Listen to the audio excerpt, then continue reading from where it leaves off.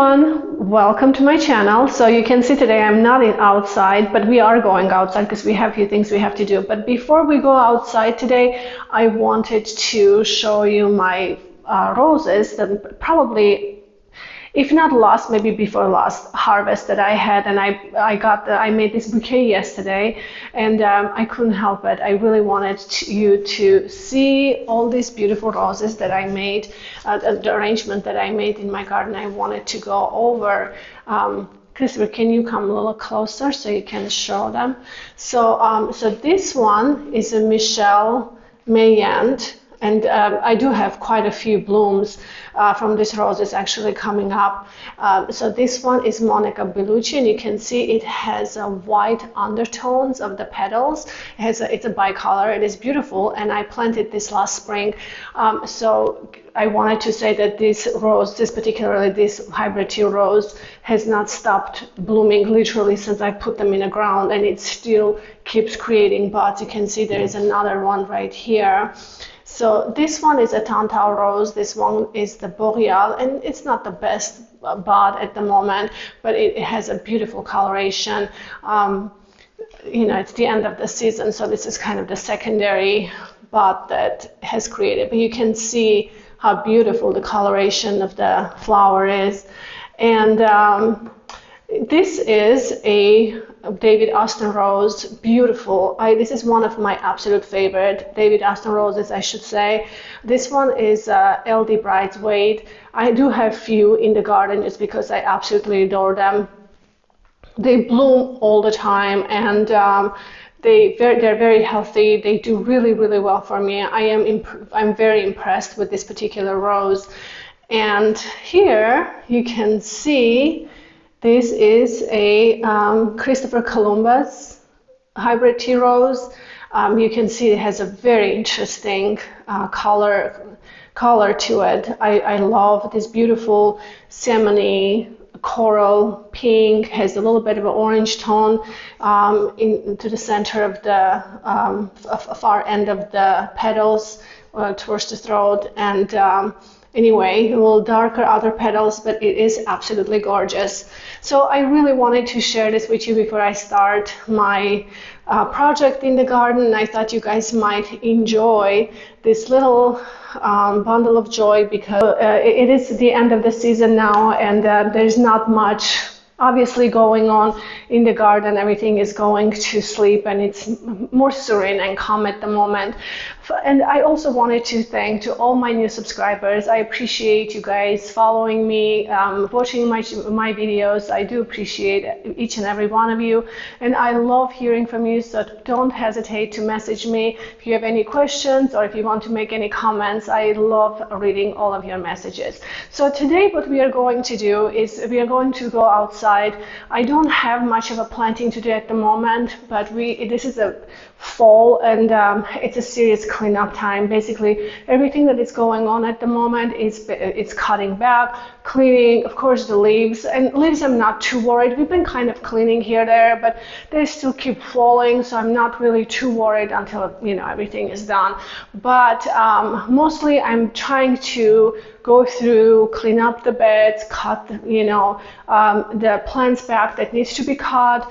I'm not doing a whole lot of pruning on the roses clearly in the fall. However, they are pretty much done. Anything that I feel like it's done, I'm just taking it down a little bit so it's easier to prune in January for my zone, because I'm in zone 8B. And again, for many of you that are not that are new to my channel, I wanted to say that we live in southern France, southwestern France. We are from Colorado originally, but we did move here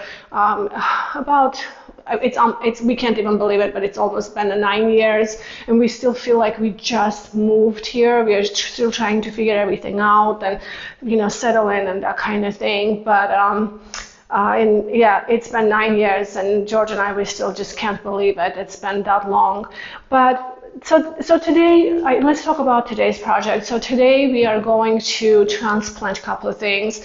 I have 2 peony trees that I would like to move. The reason why is because they are in my woodland area, and they I believe there's too many tree roots that are not getting enough nutrients to have a beautiful flowers in the spring. Last year they flowered, and they're usually double, but they were single this time. That indicates that they're just not getting enough nutrients. And so what I'm going to do is move them into a different location. So in the back maybe, because I have plenty of space. I think that's what we need to do with that.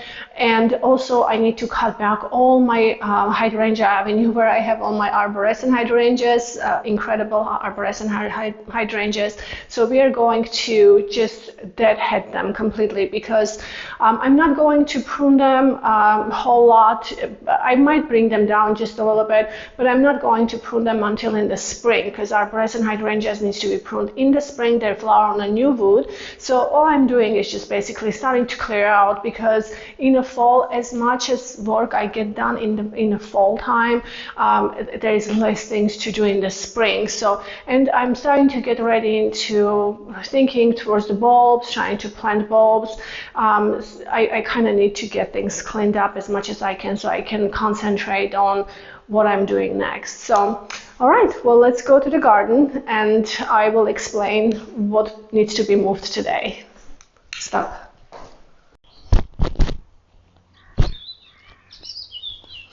Okay, everyone, so we are outside in our woodland area. As you can see, everything is starting to come to the end of its season. Everything is doing okay. You can see that the leaves have been turned. Everything is just kind of getting ready to go to sleep and rest until in the spring. So I spent my time pretty much trying to work in this area, because this area has been kind of neglected lately from me, because I've been I've been very busy with watering and deadheading some other areas, etc. But finally I was able to spend some time in this woodland area and just cleaned out weeds, mostly just raked, that kind of thing. And you can see bases of the roses I already started mulching for the spring to give them some nutrients, and put some compost there to give them some nutrients and some moisture. So I'm very happy that I was able to get some things done here. But today what I wanted to do is to start deadheading all these hydrangeas. You can see they're all finished. I'm going to get to this project, get everything deadheaded, and all the deadheadings, all the spent flowers will go into the compost to get composted. I might bring them down just a little bit, just so they're not, super tall, that kind of thing. But for most part, our biggest thing that we need to do today is transplant a couple of tree peonies. They are pretty good size at the moment. They've been here for a couple of years. So I have to be careful, and it's probably not going to be easy project, but it is going to be best for the health of this plant for the long run to go ahead and get this done before they're really big. So what we are going to do, probably we are going to remove all the foliage from it, because they're pretty much done. And for the peonies, it is the best to remove all the foliage in the fall, because they are pruned to fungus. A lot of times when the leaves fall down on the ground, during wet winter, they can get disease, and peony trees, they can get pruned to having fungal issues. So what I'm going to do is the safe way to take care of your peonies, make sure to remove all the foliage in the fall, and that way they will not be sitting on a base of your plant and getting disease during the wet season. So that's what we're going to do, and then at that point it will be a little easier to work with them, because you can see right here they already started obviously producing buds. Let me see if I can show you.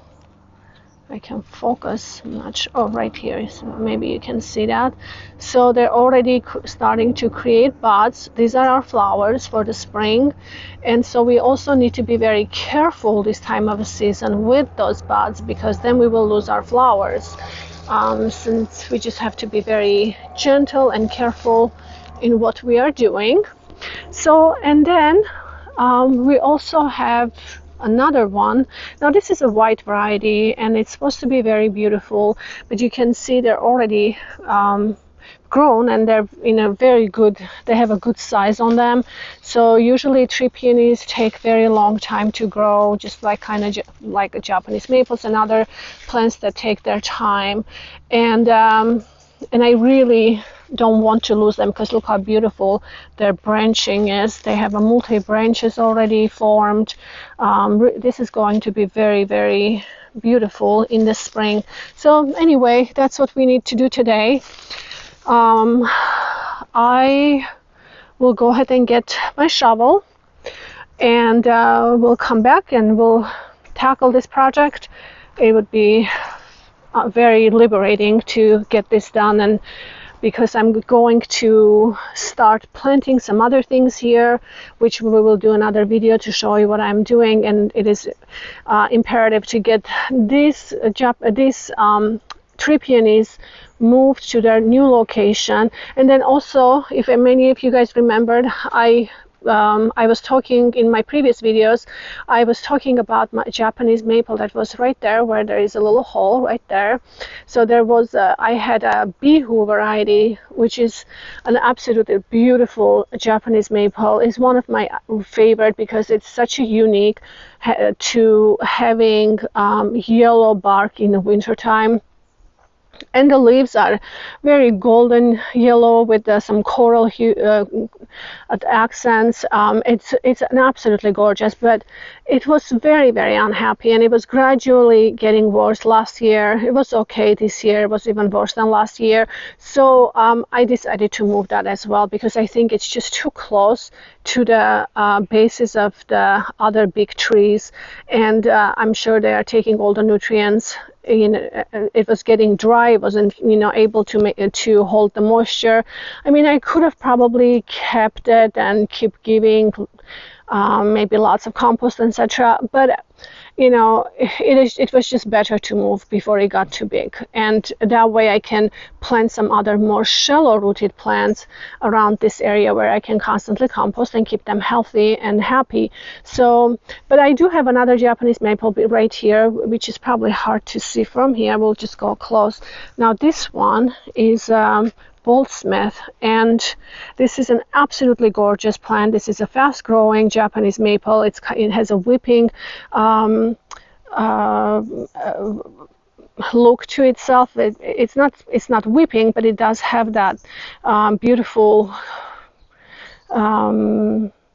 character of a little bit of a whipping and kind of growing horizontally. So this tree will probably get big quite quickly, and it would have been probably best to move the other Japanese tree from not, because it's not too far from this one. I really didn't want it to both interfere and get in each other's space. So that was another reason that we moved that Japanese maple. Anyway, but the Bihu is super happy where it is. I pruned them. It had some dieback on its branches, so I immediately pruned them, got them in a very, very good, healthy spot, and it's doing really, really good. All right, we'll just go get my stuff and let's come and tackle this project. Okay, everyone, so here we are. We are going to start with removing all the foliage, which is that, and they all will go to my compost.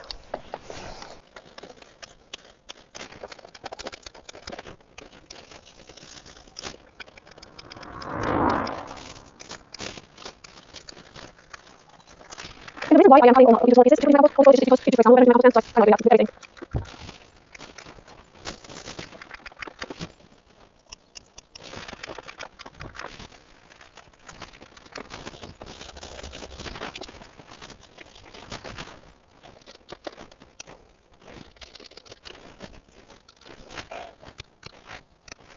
So basically, every window that you can see, there's a temperature that I'm going to remove them. Everything else I'm going to spring. Okay, what's in here?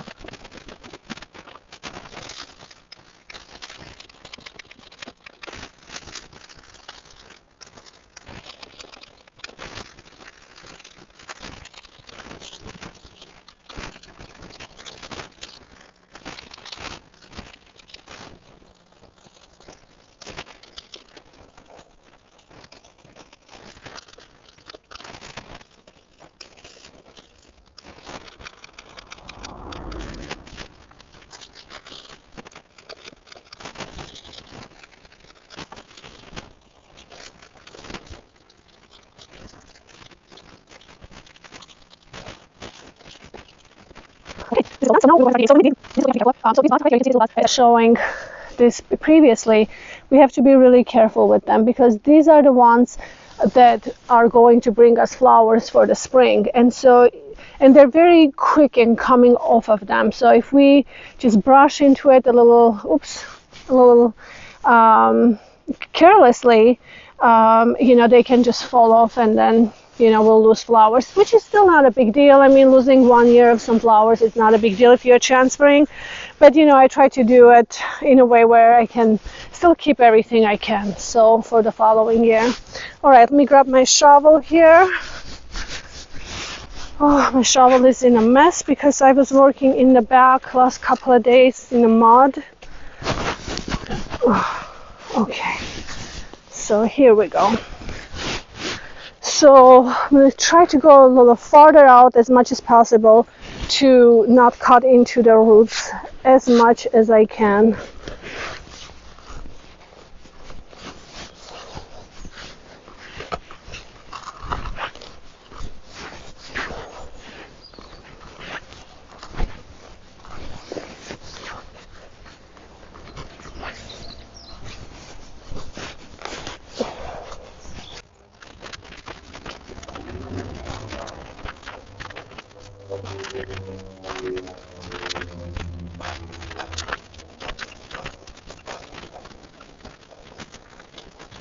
You can up so that easier.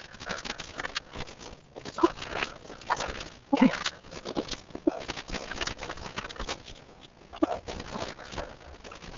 All right. So you can stop this a little bit and kind of easier.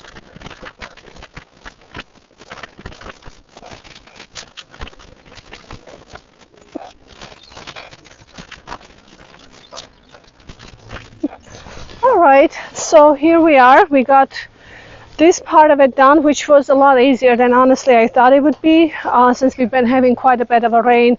That really helped a lot. So now we'll go ahead and take this down to the back side of the property. There's plenty of space there for them to grow really well, and I think they're just going to be absolutely stunning. And you can see the structure of the peony trees. They are just absolutely gorgeous. It takes them, quite a bit to really get to this stage, maybe good 4 or 5 years. This peony probably has been here about 4 years, maybe more. And the car.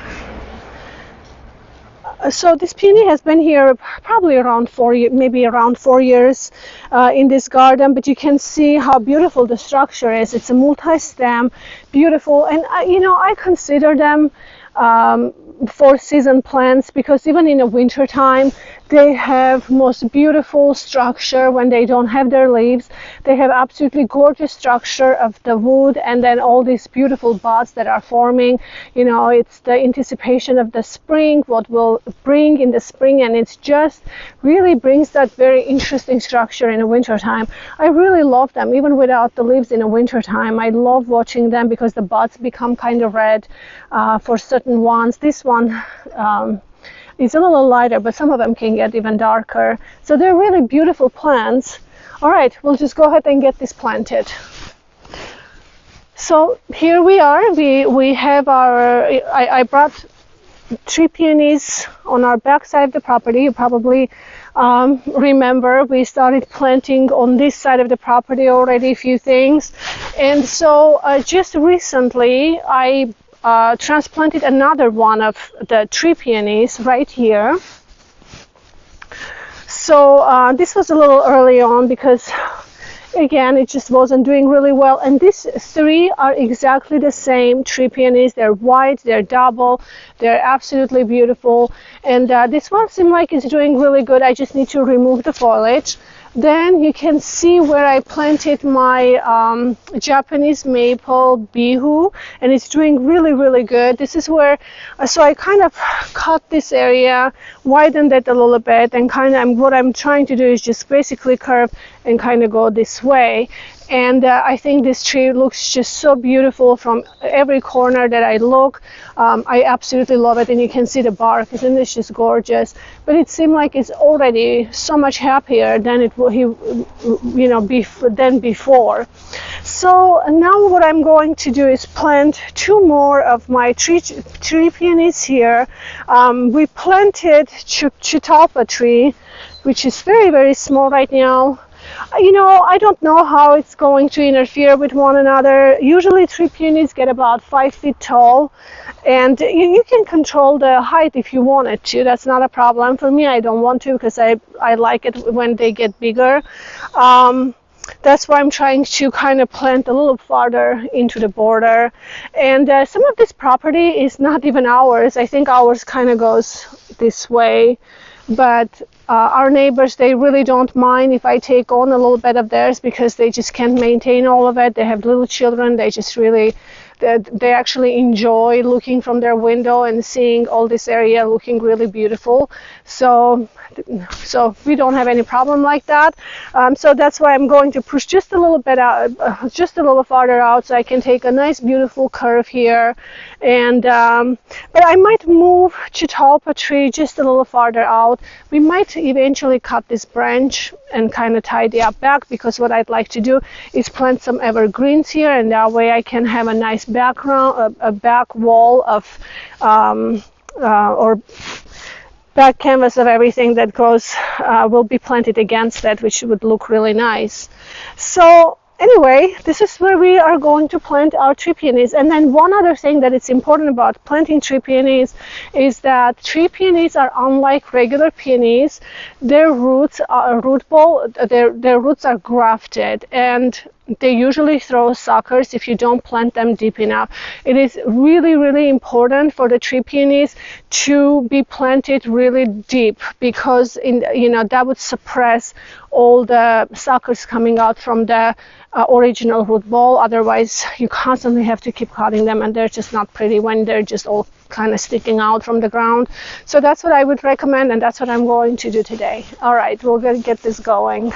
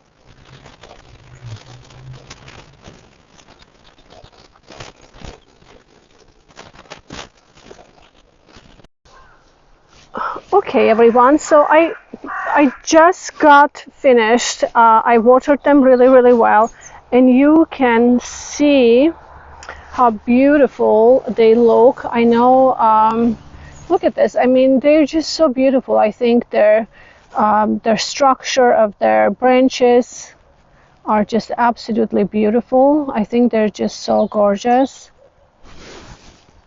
Look how beautiful they look. I think they're just absolutely gorgeous. I really, really love their contorted branches, the beautiful little buds. Let's go close up so you can see what they look like again. See how beautiful they look. And I think they will look really, really pretty here. And there is this one. So there's my watering can. I just got water. I watered it really well. So it looks really gorgeous. And it probably doesn't look as good on a camera as it should, but it in real life it does look really pretty.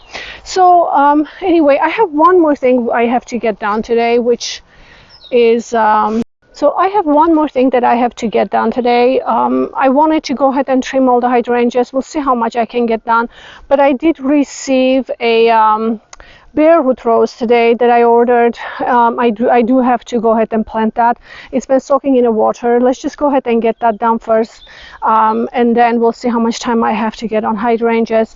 But the rose has to be planted today. Let's go ahead and I'll show you what's going on there. Go. Okay, so here we are. We have a bare root rose that I need to plant, as I said. It arrived today. It's been soaking in the water for a few hours now, and it actually was. It just seemed like it was dug up only just very, very recently. So I don't even know if it needed to be soaked because it looked very fresh.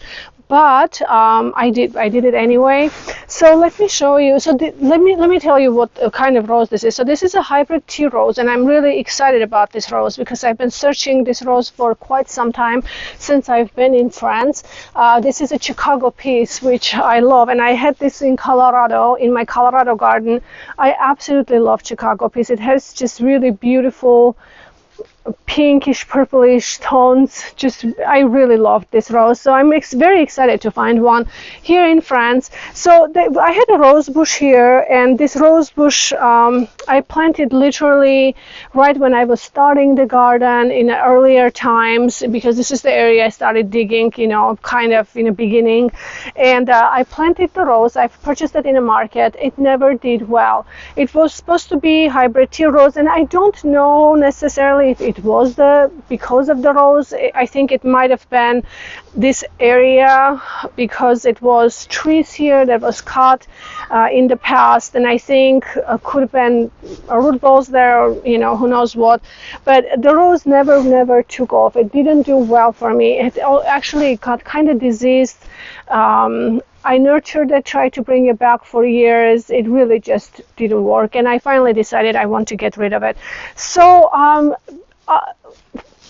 lots of people say, or lots of gardeners say, that what I heard is it's not great to plant rose right in a spot of the previous rose immediately, because you know, if something is growing in one area, they do take all the nutrients that that particular plant needs. So I personally haven't had that problem.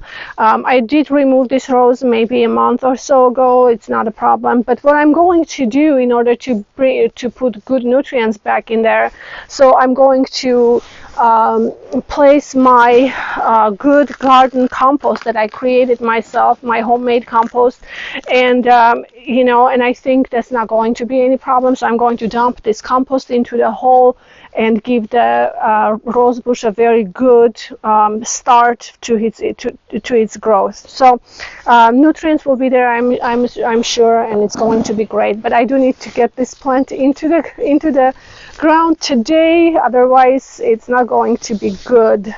So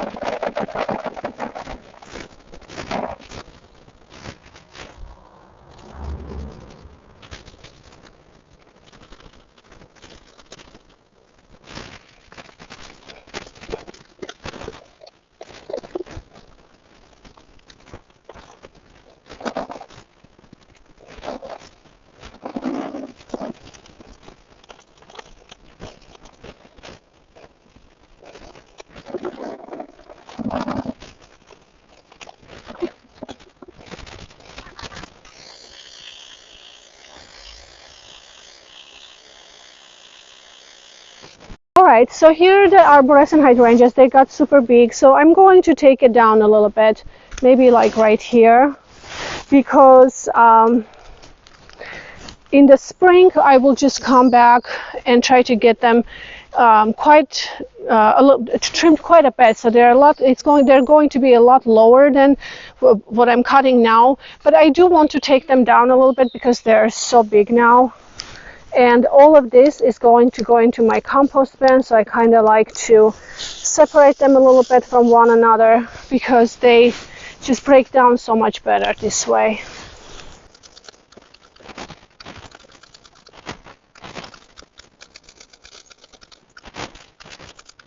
Okay everyone, so I got to this point, so I got all this done. I took a couple of big dumps into the compost, which is great. I'm literally not wasting anything because the compost I used all year literally that I created, and it was amazing. And so anyway, I got here. I still have quite a bit to go, but so you can see from here all the way to right, like you can see I didn't get this much done, but now now I think it's dinner time and I'm super hungry and tired, so I'm going to go home, get something to eat really quick, and then we'll see if I can get a little more done before it gets dark. If not, then everything else has to stay for tomorrow. I hope you guys enjoyed this video and found it useful to use information into your gardens, and I hope that you guys can get into your gardens and get some things done. It's always so much fun to be outside working with the plants. Even though it's fall, it's beautiful. You can see the colors are changing. It's amazing. Even the Japanese maple right here. This is the orange dream, and it's already changing colors. I just noticed while I was cleaning, while I was deadheading all these hydrangeas. So anyway, I hope you guys like this video. Please don't forget to subscribe to my videos. As always, send me messages. Love hearing from you. Have a wonderful day, and I'll see you in my next video. Bye-bye.